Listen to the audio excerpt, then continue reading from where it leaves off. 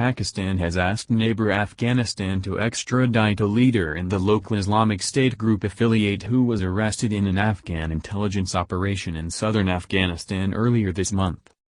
Aslam Farooqi is a Pakistani national wanted in connection with attacks claimed by IS in Pakistan.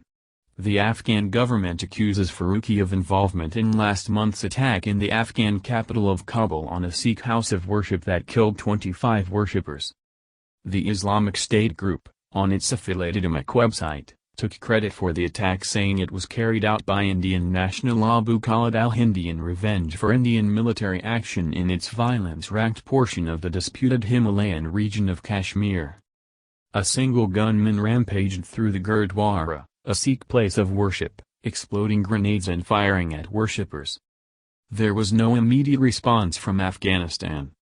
In a statement late Thursday, Pakistan's foreign ministry said the Afghan ambassador to Pakistan, Atif Mashal, had been summoned and told of Pakistan's worries about the activities of the Islamic State affiliate, known as the Khorasan, headquartered in eastern Afghanistan.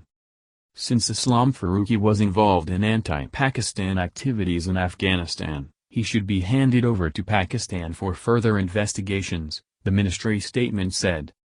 Farooqi, whose real name is Abdullah Orakzai, was arrested last weekend along with 19 other IS operatives, according to Afghanistan's intelligence agency.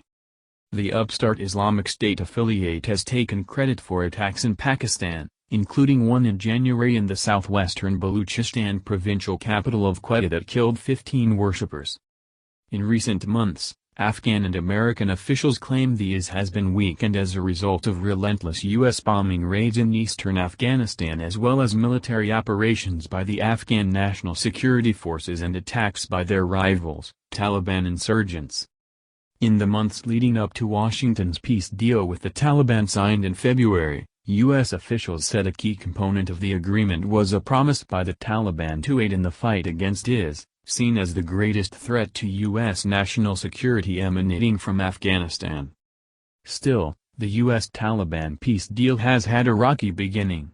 Political wrangling in Kabul between President Ashraf Ghani and his rival in last year's disputed presidential polls, Abdullah, has frustrated Washington, which has threatened to withdraw $1 billion in aid if they don't find a power-sharing deal.